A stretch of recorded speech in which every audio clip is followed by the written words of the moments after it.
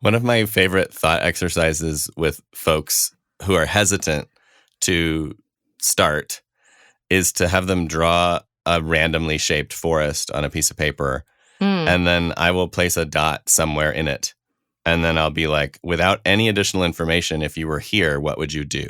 And you can't get any additional information. It's not like you can climb a tree. Like, you just have to do something. What are you going to do? And the net of it is like, pick a direction and fucking walk. Hey, everybody. Welcome to the show. This is Brave New Work, a podcast about reinventing our organizations and the search for a more adaptive and human way of working. I'm Rodney Evans, and I am joined by my co-host, Aaron Dignan. Hey, everybody. On today's episode, we're going to talk about the why and when of working agreements. But before we do that, we are going to do a little why and when check-in round. We are. The check-in question for today is, what was the last thing that really made you laugh out loud? So, as I know a few other people are, based on my Twitter TL, I am rewatching the television show Nathan For You. And it's a show where he is basically pretending to be a business consultant to small businesses in a way that is beyond hilarious and a little bit awkward, so you might not like it. But in the episode I was just watching before we came on, he has advised an old travel agent who knows that their business is going under to change the business to like a funeral home. And they don't have a lot of money, so instead of trying to buy a crematorium, he buys a pizza oven. And in order to demonstrate that the pizza oven is effective, he makes a life-sized pizza person to load into it with sauce and cheese included. And I was just like on the floor. I was like, you can't write this stuff, but he did somehow. Your retelling of Nathan For You episodes is the only way I want to consume that show. I mean, I would go just line for line with you if you let me. What about you? So yesterday in the afternoon, I went over to my mom's house to play mahjong. And my mom is not a drinker at all, but I asked for a glass of wine. And so she joined me. And a glass of wine for my mom is like 3 martinis for a regular adult human being. Like me. And yeah, exactly. You and my mom would be great drinking buddies, non-drinking buddies. Anyway, so we're playing mahjong, and my mom normally just wrecks shop. She's very good at mahjong. Her brain very much works that way, and it's very difficult for me to win a hand of mahjong. And last night, after about half a glass of wine, she was laughing like she had tears running down her face. Yes. I was just like, I forgot what hand I'm making. And she was just wasted from 4 drops of red wine. And it was so, and when someone's laughing so hard that you just can't help yourself. You can't not, yeah. And then, the whole game sort of fell apart. But it was really, really funny. Yeah, she was really funny. Laughter is the answer. So laughter is, we need it right now. Yeah. All right. So today's topic, proposed by Aaron, is, when do we need working agreements? When do they make sense? When do they help us? So I'm going to start by asking you, what's like the job to be done that you feel like agreements fulfill? Great question. So, which is funny because we wrote it together.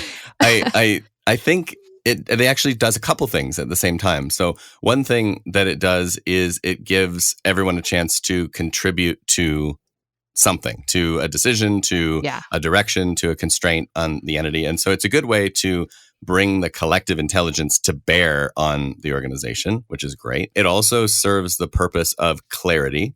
So we've talked a lot on this show about clarity and coherence and the importance of knowing what's true and what we've aligned on, where we need that alignment. So agreements do a great job of that. And they're also just a really good resource for onboarding and sense making and bringing people in and out of a system, having a source of truth for what does need to be documented, what does need to be captured, however much that is just really useful at a utility level. Like, here's how we do this. Here's how we do things. We actually just onboarded someone this week on the Murmur side. And a lot of the questions that I got in the typical, like, how's it going conversation was just like, oh, there's an agreement on that. There's an agreement on that. There's an agreement on that. Mm-hmm. And suddenly it became really clear that we had thought about a lot of stuff. So I feel like that, those are some of the roles, and there are probably others that you're aware of or that others listening are aware of. But the big stuff would be clarity, involvement, and some sense of usefulness or utility for people that are moving in and out of a system. Yeah, the two potential additions I would have in the propaganda kit for agreement making are one, when people want to make system change and they totally fuck it up because they want to make like a big plan and map everything out and get very comprehensive and very exhaustive, agreements are a really nice flip. It's a really nice way to be like, don't do that. Don't go make a racy. Don't go make fractal OKR. Don't, whatever you're about to do that involves the word like cascade or rollout, don't do it. Just get a group of people who feel the thing, feel the tension, feel the lack of clarity, feel the confusion, feel the bottleneck. Get those humans together to make an agreement about something, to your point about making it clear, making it coherent, etc. But it's also just like, it's a way to give people a backpack so they feel like they're starting to make progress, right, rather than doing the thing they always do that's going to get them more of what they've always gotten. Right. So I feel like agreements are a good vehicle for the sort of start by starting thing. And then the other thing is, we so often talk about working on the aquarium and not on the fish, and looking at interpersonal tension as a source for what's going on in the OS. And to me, where that becomes reality is in agreement making. Right. So I'm going to say provocatively, I'm going to say in 95% of cases where there is a one-to-one interpersonal issue, I believe that there is an agreement missing. Yeah. And it's like, I'm feeling this way about you. Mm-hmm. But usually what's really going on is like, we are feeling this way about our lack of consent, agreement, coherence, understanding of our roles or of our compensation or of our strategy or of our resourcing or whatever. And so often, like, this is also, just to get on my soapbox for a second, where I get really frustrated with people who stay in the interpersonal sort of whining about stuff, because I'm like, especially if you're in our system, I'm like, propose something. Stop just being like, this person's an asshole. Figure out what's actually going on and what you need, and then propose an agreement to address it. Like, I'm only willing to attend to people's feelings for so long if they're not willing to wade into what is an agreement that would help me get over this. Yeah, I love that you brought that up, particularly because for me, it always feels like the jumping off point for finishing a round of nonviolent communication is always coming back to requests and preferences, which end up being about behavior and agreements and, structure. And so for me, the interpersonal is always about restoring authentic connection and restoring some sense of empathy for each other as fellow travelers on this blue marble, that kind of thing. Once you have that restored through conversation, it does have to shift then to like, well, in order to meet my need, it would be really nice if you could match this request. And the request is usually like, use the tool differently, or communicate with me in this way, or, let's prioritize this other thing, or whatever it might be. So I think it's exactly right what you're saying there. The first thing you brought up, though, I'm interested to scratch at a little bit, because I've heard you advise almost both sides of that polarity. And so on the one hand, yes, instead of going and doing something drastic or rough to the system, a proposal is a good way to start by starting and like get everyone involved, and it gives people a backpack. On the other hand, I've also heard you advise people, don't rush to agreement when you can do an experiment or take individual action. Yeah. Right? And so I want to hear you talk about how you parse those dynamics. I do that. Ooh. I wonder, let's figure out what the decision tree is for that. Yeah. So, because you're totally right. And I'm not exactly sure what the intuition is behind the advice in each situation. I think where I don't want to rush to the what of the agreement is where the tension hasn't been processed or shared. So we just went through an exercise, we're currently going through an exercise around prioritization of our own resources against projects, because there's more demand than there are human beings. Surprise. And initially there had been sort of a call for like make a mechanism, like just make a spreadsheet, etc. Right. And I think that I like futzed around with some ways of making an agreement, but what needed to happen that now is actually some like swimming in what the tension is and some understanding of what the problem space is. Right. And really like maybe the tipping point here is also really making sure in some shared way that an agreement is going to get us something. So I think sometimes it's like, I feel a tension about not being able to make this decision. I'm going to go write an agreement that says I can make this decision. You're going to consent to it, and then we're going to be fine. And like, I think that works sometimes. Sure. Where it's just like, here's the thing that's already happening, or here's the thing that I think could easily happen. I'm just going to codify it so I can go.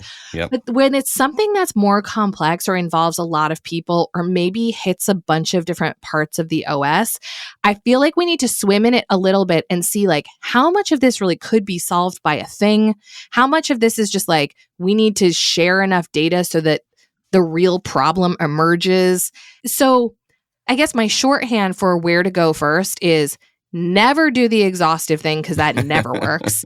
And only make the agreement when it's clear what an agreement could be. It doesn't have to be perfect. It doesn't have to be exhaustive. But like, I think my shorthand when I sit down to write an agreement, any kind, whether it's something very small or very large, is if it doesn't feel pretty obvious to me, and I feel like I'm kind of like forcing it, or I'm really digging in my brain to be like, what could I say here? We're probably not there yet. And it's probably not going to resonate for the rest of the group if I'm having to really like author the shit out of it.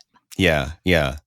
That makes sense. And I would just add to that layer cake, the intuition that I have about this dynamic that has been emerging as you're talking is that there are things where if you do an agreement and then take action, the net result of it is mostly about you.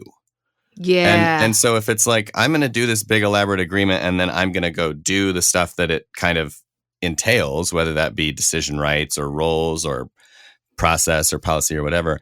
I think in those cases, sometimes it's okay to start with the experiment or the individual action, because at the end of the day, it's just about you anyway.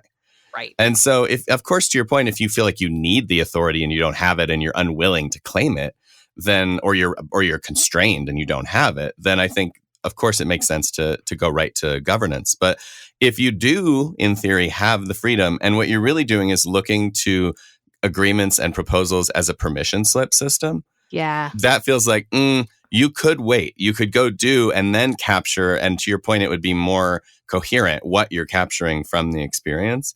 Yeah. But if what you're sensing is more complex, more rich, more multifaceted, and is ultimately going to require the support and participation of a bunch of other actors, then it's like, definitely don't try to just rip the Band-Aid and do that thing in an autocratic way.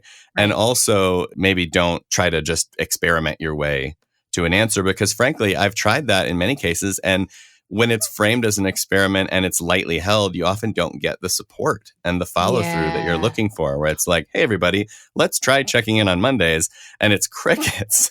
But if you say, look, let's meet, do some sense making, and then actually build an agreement in pretty rapid succession about how we're going to do this, then it feels like it's our thing.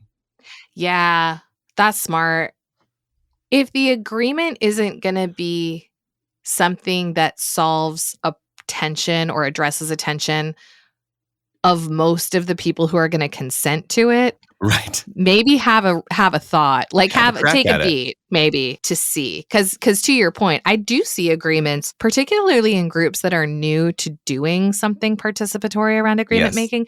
I do see a lot of agreements that are like, here's my axe to grind. I'm going to bring it to this group, and it doesn't, a lot of those things get consented to because no one else gives a shit, but they don't make a lot of impact because they didn't really need, it should have been a signal that like I should have had the authority to do that to begin with. Right. And it's part of that wave of agreement making and participatory governance for every community that is about just describing reality in painstaking detail. Yes. Because everyone gets excited about the clarity and they're like, oh my God, we can have clarity that we all agree to. So let's have infinite clarity. And eventually you realize like that's org debt. That's burdensome. So instead, do we need to write it down? Yeah. So I think that is definitely, that's where things shift into more of a varsity mode. Can I give an example that I think Yeah. gets at these two different ways? Oh, please. Yes. So I was working with a client a few years ago, and the kind of business was very reliant on supply chain. And supply chain, for those of you who have worked in and around supply chain, it is an incredibly complex space. It is fascinating when you dig into supply chain. I mean, especially now, but even back then, when you start to understand like, commodity pricing and weather and seasons and how many things supply chain people are looking at in terms of logistics, it is just amazing. Yeah. Anyway, I'm in a conversation with a bunch of leaders, and the supply chain leader that is there, and one of the people who controls like the retail outlet, like one of the presidents is there. And they're having this conversation about a particular product.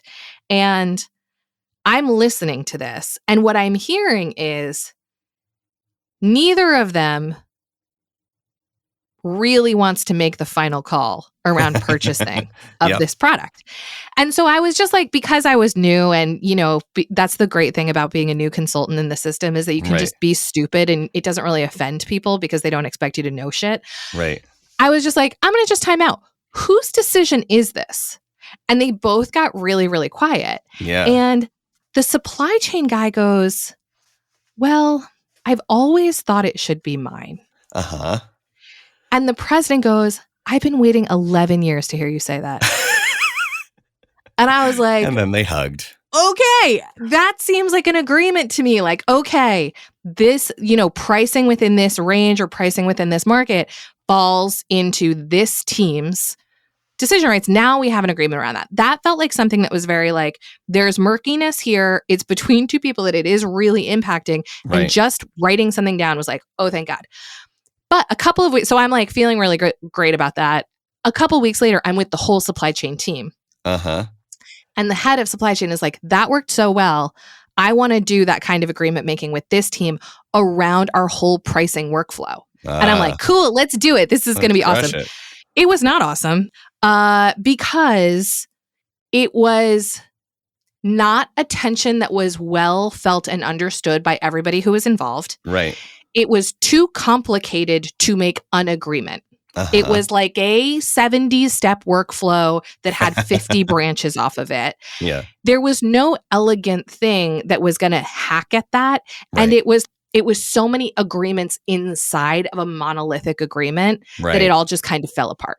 Yep. So I just use that as an example of like when I think it can work really well to make something clear and explicit and needed and it's missing, and where it's like that workflow conversation ended up being a good provocation that led to the work that needed to be done, but trying to tackle something like that as an agreement failed. Well, and this brings me to the observation I've had recently in customer conversations for Murmur, which have been people saying, I'm not sure if we need a system like this right now, and what would make me kind of jump over the fence and get started. And as we talk, what comes up is there are certain things that they are arguing about, unclear about, circling over and over again in their day-to-day that they're aware of and that are present to them, that they're not thinking of as agreements. And so literally talking to someone the other day, and they were like, we're probably early for this, that we love the idea. We're like totally on board in terms of scaling, but this is not the right moment. We're busy. And I was like, what are you busy with? Well, we can't agree on which tools should be centralized and which tools should be decentralized in our stack. What should teams be allowed to pick? What should they not be allowed to pick? And why? And how does that all fit together? We're stuck on that. So we can't do this. So we can't pick a tool. We can't pick this tool because we don't have an agreement for how we pick tools. Right. And so I said, I know this is going to sound really meta to you, but that's your first agreement. Yeah. Right? Like that's what you actually need. And I think to your point of these conversations, these two that you had, one of them, it was happening in the room, in the moment. And the other one was somebody being like, I'm going to make this happen. Yes, totally. Yeah. And Yeah. And I think, I often say to teams who are getting into this work, think about the decisions that come wearing different coats but are the same kind of decision Yeah. that get renegotiated every single day. Right. That's where you make one rule one time. And like, if you're a team of more than one person, you probably need agreements. Like on the team that lives in this house, Yep. our agreement is Ed takes care of the dogs in the morning and I take care of the dogs after work. Are there exceptions to that? Absolutely. But Right. when that's the working agreement, then every night as we're going to sleep, we don't have to say, are you going to do the dogs Are in the you gonna morning? yeah, exactly. Because the rule is, the agreement is that that's how we do it. And so now we only have to manage exceptions Yeah. to that. Yeah. We don't have to do it every day. And that's where people think agreements are heavy or unnecessary or whatever. But like, I don't need to have that conversation every day of my life with my husband. Right. Right. We Yeah, could talk about something else.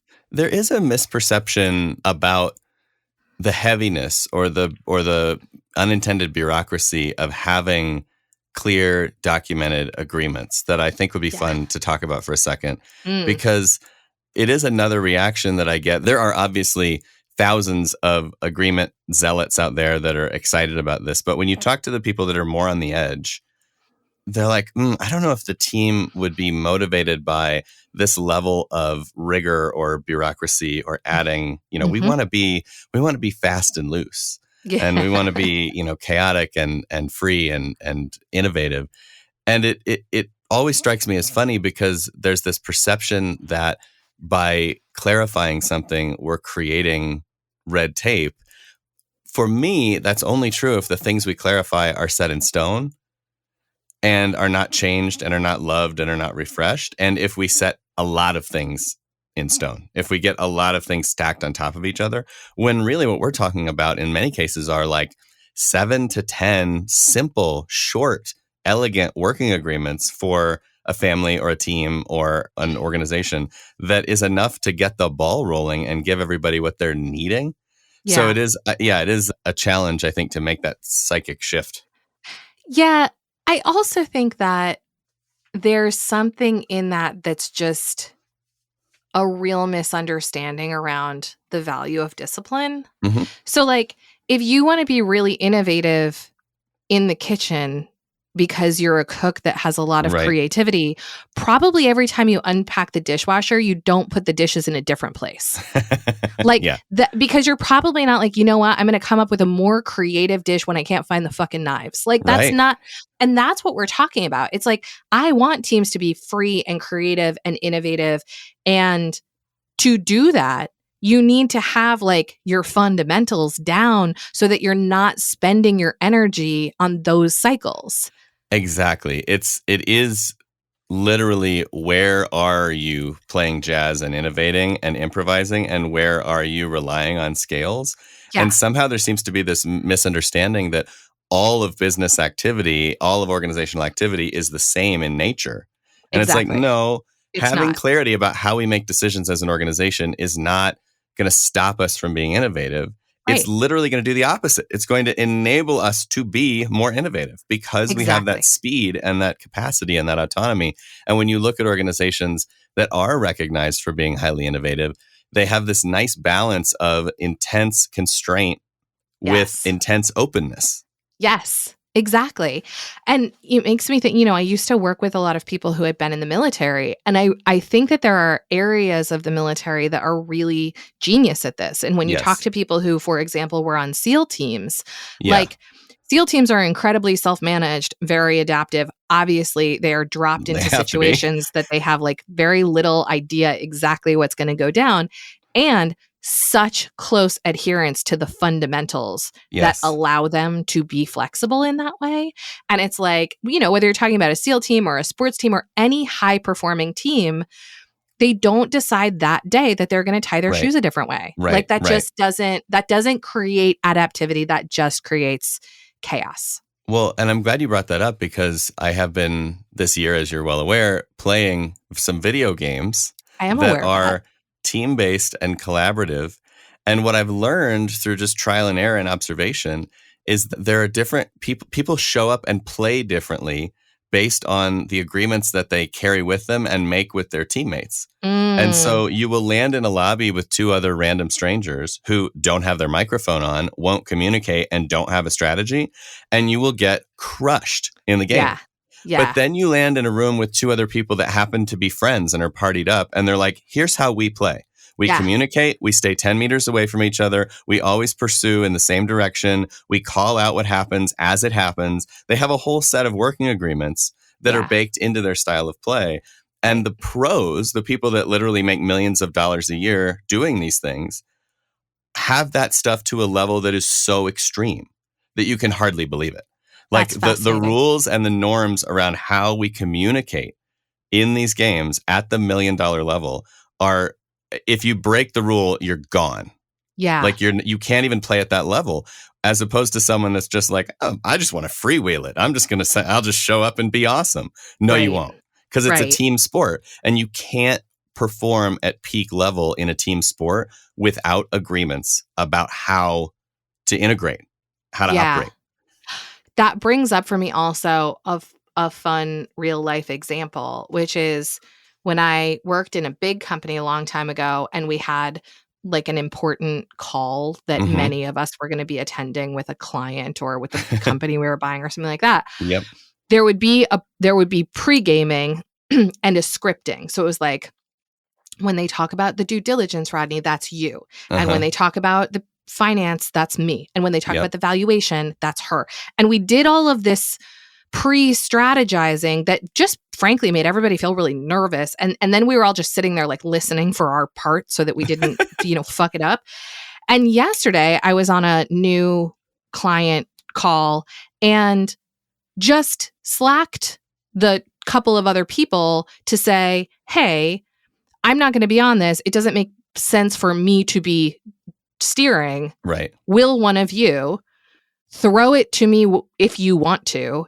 That person was like, got it. And Right. then that was the whole rule. The whole rule Yeah. was she was steering. And when she wanted one of us to talk, she She would threw throw it to it. us. So we Yeah. paid attention. And it worked really, really well. So it wasn't, it's like, it's a cool flip, I think, in situations like that, because it gets you out of over planning, over constraining in a way that's not useful, but it creates enough clarity that everybody can play.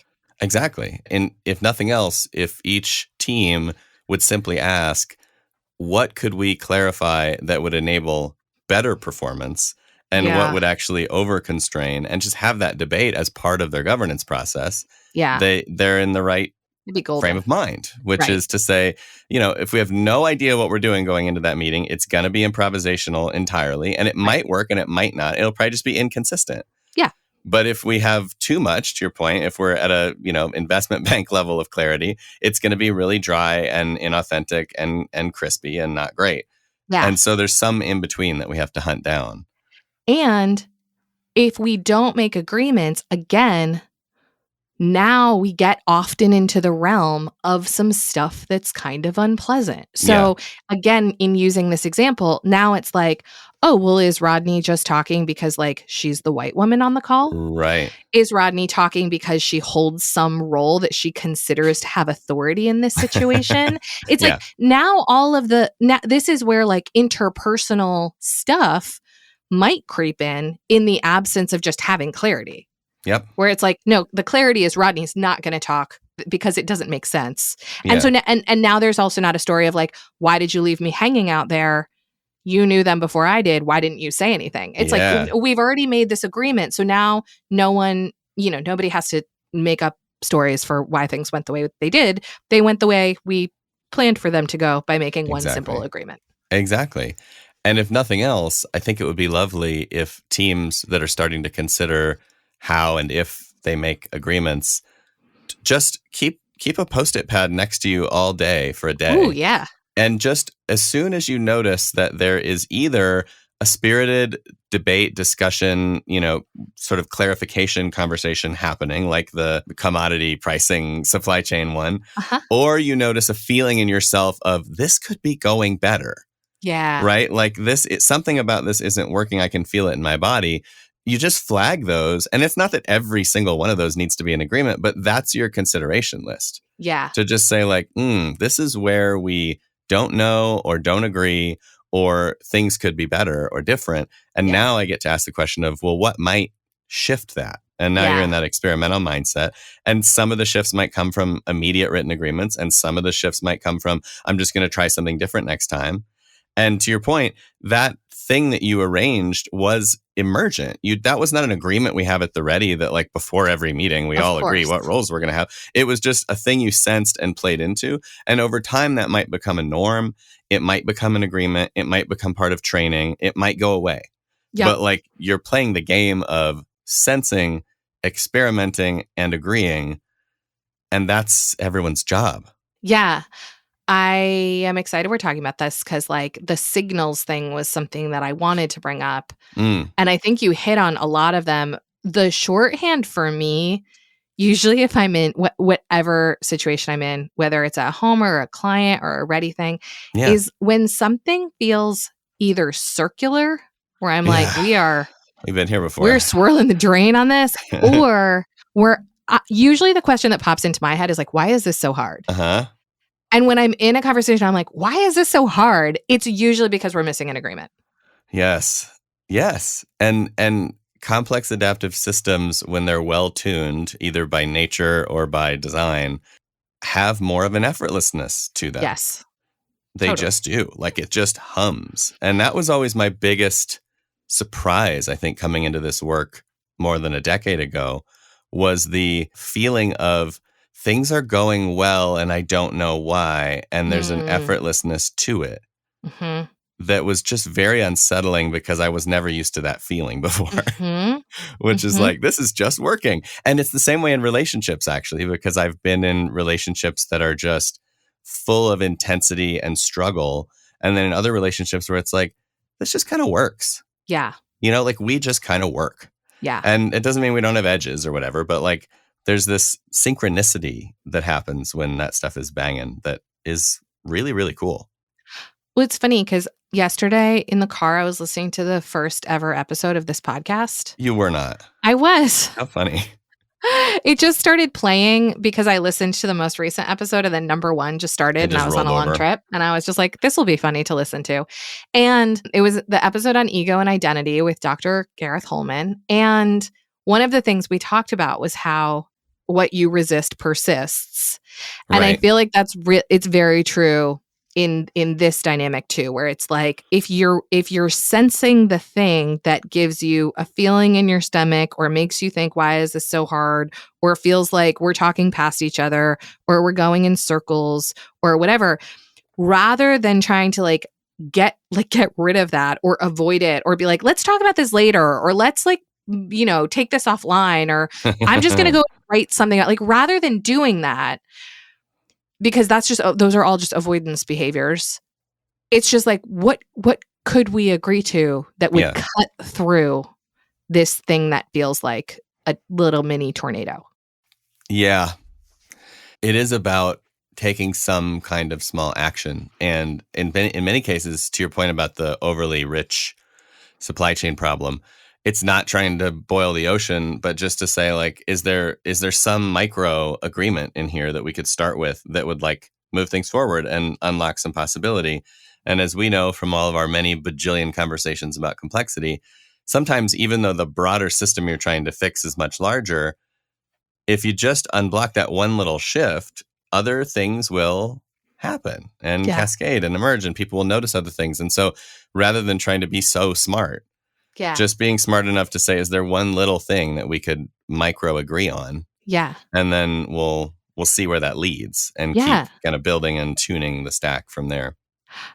What that brings up for me is a thing about tolerance. So there are two emotional things that I notice for myself around agreement making. One is it does take some courage to be the one to propose something. Yes, it does. And there's identity stuff in that is not to be overlooked and reputational stuff and all the stuff. So just know that as much as the butterfly in your stomach might tell you an agreement is needed, you'll have more of them when you propose one and just float it into the space to see what people think. So that's just one thing to say. That's not a counter indicator that you're doing the wrong thing. It's just true. The other thing is, You have to know and sit in. This is something I'm working hard on right now for myself because I'm a perfectionist and I'm super hard on myself, is sometimes when the path isn't super clear, you have to just do something and know that it's not going to be right and that it's going to be messy. And Right. everybody says that shit all the time. But the lived Yeah. experience of being the person who made the agreement that people are living into and they're still dissatisfied with is harder than it sounds. So, like, I proposed a sort of team of teams level meeting for a group that I'm a part of. And there was general agreement, alignment, consent to doing it. And in the first meeting, there were some questions around, like, what is, there was a desire for more agreement. Like, what is the purpose of this? And what is the purpose of this group? And what are these things, et cetera, et cetera. And I was like, I don't want to do it yet. I just want to see what this group wants to talk about, needs from each other, finds useful before we start constraining ourselves. Very easy to say.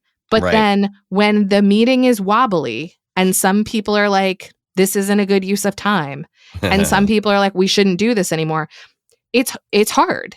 Right. It's hard. So I'm only saying that out loud because it shouldn't stop you from making a mess, because that's how you get feedback from a system in Right. complexity, is by poking it. But know that, like, every time you poke a system, the system isn't going to be like, you did that exactly right, and I'm fucking psyched.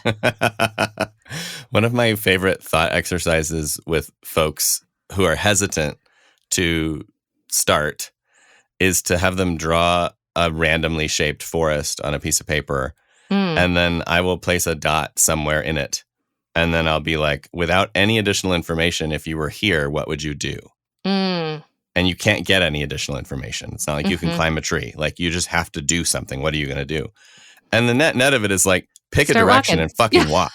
Like that, like you just, maybe you'll be the shortest path. Maybe it'll be the longest path. Yeah. But for sure, if you walk, you'll get out. Yeah. And for sure, if you don't, you won't. You won't. Exactly. And so that's the bottom line is, and I think along the way, sometimes because we have high standards and because we have the power to change, people will question the walking and be like, should we really be doing this? Is this a good use of time? And it's like, well, are we intentionally experimenting to get signal and to move forward? Yes. Then yes, it is a good use of time. Yeah. Are we repeating patterns over and over that we know don't work? Well, then that's a different story. Exactly. And so, yeah, that's a big, a big fork in the road for me. And incidentally, for the people who are curious, when it came time to retrospect that team of teams level meeting and talk about what aspects of it were serving at what was missing and what wasn't, it basically shook out into a very obvious operating rhythm that we consented to in about 3 seconds, which if we had tried to design at the beginning wouldn't have worked. Right. So this is my point about, like, the the messiness and the loop and the experimentation is, like, it doesn't always feel good while you're in the mess. And also, that's like an important part of it. Like, sometimes as you're walking out of the woods, you're like getting blisters and not going as fast as you want. And then when you get to the end of the forest, you can draw a map. Right. And at some level, that's part of why I think it's important to have an agreement about how you use agreements. Oh, because shit. So you are Captain Meta Head today. It's turtles all the way down today. All right. But the reason I say this is there are some organizations I've been in where in order to do an experiment, we need to get some consent. Yeah. And we need to get people kind of lined up to do that and get them in the headspace to do that. Yeah. And so it can be useful to even have a 3-sentence proposal to get everybody aligned around this experiment we're going to try. And there are other organizations that are further along, perhaps, in this journey, and where there's a lot more understanding and empathy of the rhythms and, like, figure eights that we've just been talking about, where you don't have to do that. You can just be like, hey, everybody, this is what we're doing. We're playing this game of let's try something to get signals so that we can find our way to an agreement. Let's experiment. Let's, rinse and repeat. And that's really nice to have that shorthand. But if you don't have it yet in your organization, I think it's perfectly acceptable to have 2 different kinds of agreements or 2 different layers of agreement. One is the very short but very critical agreement of things we're going to try, experiments we're going to do that we feel like we need to get a little bit more kumbaya about because of our power structure and how fucked up it is. And then later on, and potentially as a result of those experiments, the agreement that becomes a more lasting, substantive part of the operating system, Mm-hmm. which is, the working agreement as we traditionally talk about it. I like that. I've been doing that in a slightly different way that I'm curious for your take on, which is related but parsed in two. So rather than getting at the agreement making and agreeing to do agreement making exactly, I have been recently starting with, here is the role each of us on this team will hold that is about participating in new ways of working and experimenting with them. Uh-huh. And then this is how we will consent to the experiments or agreements we are trying. Yeah. Yeah. Which I don't know. Or I don't really know yet if that's working. But basically, the pattern that I'm trying to break is the person who brings us in and is excited, feeling responsible for it working. Yes. And so I'm trying to break that pattern and just on the first day be like, hey, are we all going to hold this role, which is new way of working team member or like whatever you want to call it? Because if you don't consent to that, let's stop now. Yeah, you got to wear the ribbon. And funnily enough, I mean, that role that you've invented is just an agreement. It's it's the first agreement, essentially. It's the first agreement. Underlying thing. So I do feel that. I feel that what you're saying does align, and it's just a flavor of it, which is we may need a few agreements that are in place, whether we call them that or not. Who gives a shit whether we call them that or whether we, how we document them. But we may need a few agreements in place in order to make space for the actual agreement making process to unfold. Yeah. And that is key. The role might be the roof, and the way we do it might be like the walls, and the decision process for consenting might be the floor. Yeah. And then like the agreements are probably the rest of the furniture. But we might need a couple of things. I feel like I used to come in much hotter and just be like, let's draft shit. Like, let's go. I think I'm getting more conservative in my old age. And also just now I'm more like, I'm a little more training wheelsy just because, I don't know. I'm starting to accept for real the go slow to go fast. And I'm starting to like get square with my own impatience. And sometimes a little bit of that kind of foundational work goes a long way. It does. And honestly, working on a system for agreements has been a really interesting exercise in figuring out what role does the software play in being those agreements, right? Yeah. The foundational, like, how does this work? Part of it is often hidden in a tool, but it's there. I want to hear more about how you're thinking about that. Well, essentially, the place that we started was a little bit more around the idea of we want to be as open-ended and generalizable and accepting of different ways of thinking as possible. Mm-hmm. And where we've landed from user feedback is we need to be way more opinionated. Mm-hmm. That essentially what people want is they want that foundational structure that allows agreement making to happen in a certain way, in a healthy way, to be baked in. Yeah. And to not be hidden and baked in, but baked in and explicit. So that it's like, hey, welcome to the party. This is a party where we have past apps and everybody wears a hat and everybody has to talk to 3 people, and that's the party. And so now you can decide if you want to play or not. But if you do decide to play, the structure is in place for you to be successful.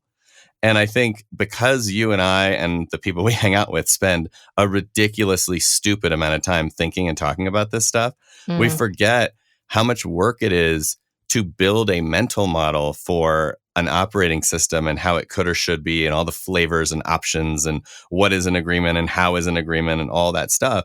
Totally. And the secret reality that, like, for most people, that's not their passion. Their passion is the thing they're building, the thing they're trying to create, the thing they're trying to do. And they know that the way they're trying to do it in terms of that OS is not working, but they're not going to make it their job to become brave new work nerds. I know. So what they're saying is like, look, if you can give me a compelling case that this is a better way of working, I'm game. And then can you just hold my freaking hand? Yeah. And so that's been a big pivot for me. Well, I feel like that's the same thing that's emerged at the Ready over the last 6 months, where we've been much more like, these are foundational agreements. Just do them. Don't get creative on us. And also, to your point, I feel like one of the biggest aha moments I've ever had on this podcast was when Bill Anderson from Roche was here and he was talking about how not everyone finds this work fascinating. And I was like, what? Huh? Is that true? Yeah. I don't know. But I think you're exactly right. And so, whether that's attention or interest or passion or anything else, when people don't see the how of work as an interesting or pivotal part of their job, then just keeping it unconstrained doesn't get you far. No, and this really links back to the Shuhari framework that we occasionally talk about on this show. And for most people, they are well served and satisfied to be operating in the Shu domain of just like, give me the basic rules of the road of what it looks like to do this well so that I can finish curing cancer. Yeah. Right? Because that's what I'm actually doing. Right.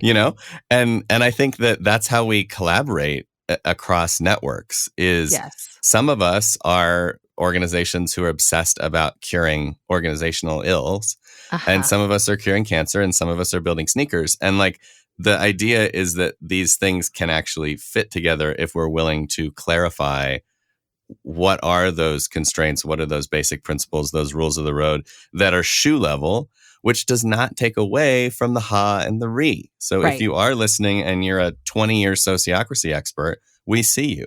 Yes. Like, that's cool. You can be operating at the Ri level and reinventing the way the consent process works. Knock yourself out. And we would love to hear about that. But most people wouldn't. And so what do? Right. So besides the more meta agreements of we are going to make agreements and this is how, if you think of those as the containers, what is the starter pack of contents? What are the first 4 to 5 agreements that you think every team needs?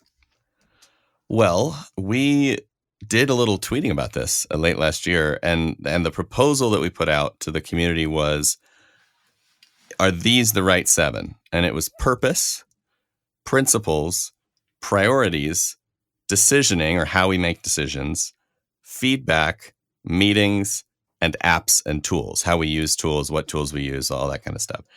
And we got a lot of responses. Some people felt like they had more to add, and there were some really good ideas that came back. But those 7 felt like if you don't have clarity about that stuff, it's gonna be rough sledding. And once you get the ball rolling on those, you're gonna have ideas for the other sorts of things that might come along. What do you think about that? Like, sounds good. Yeah, you're sold? Yeah. So easy. Yeah. Okay. I get why those are the starter pack 7.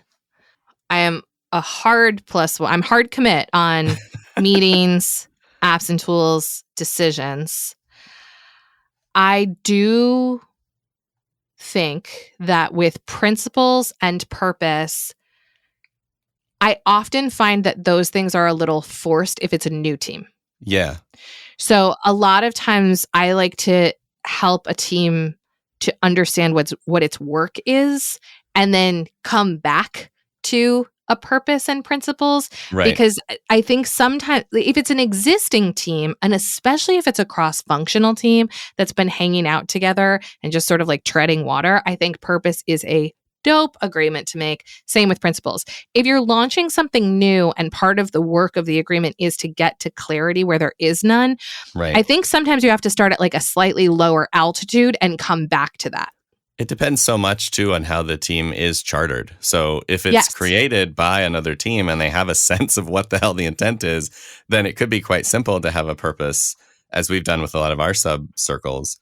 But if it's, something that's emergent or that has existed for a long time and then is reconfigured or is cross-functional with like a project objective, it can be a little murkier. So I think, mileage may vary. We've ended up taking an agreement type approach inside Murmur. So we have foundational strategy, process, policy, norm, meeting, decision, measure, role, charter, which aren't even as specific as saying like rituals or habits or remote work or priorities or things like that. Because to your point, for each team, it may vary and they may have different ways of talking and thinking about that stuff. The important part is just to start with what's alive, like we've talked about this entire episode. Yeah. And a lot of times, when we didn't get into in this episode, which we'll do a whole thing on in the future, is I find sometimes with teams that are sort of in crisis, starting with agreements around roles before we do anything else, like gets enough of the air out of the overfilled tire that we can start driving. Right. Because it's like, if we don't get clear on reality. this, nobody's going to talk to each other. We're never going to get this party started. So like, let's just figure out if we have the people in the room who know what they're doing here and what roles we need to even ponder our purpose. Anyway, to your point, start with what feels juicy and a little barfy in your stomach and go from there. Speaking of roles, I have the role of drawing this episode to a close. I don't want to. I could do this forever. Wrap it up. All right. If you all like what you're hearing, please review us. We would like that. Or tell a friend or two about our show. And also please ask them to actually listen to it. That would be great. Don't just tell. A quick tip of the hat to Taylor Marvin for making us sound good. Brave New Work is produced by The Ready, where we help organizations around the world change the way they work. You can get in touch with us by emailing podcast@theready.com. And as for you, thanks for listening. Now go change something.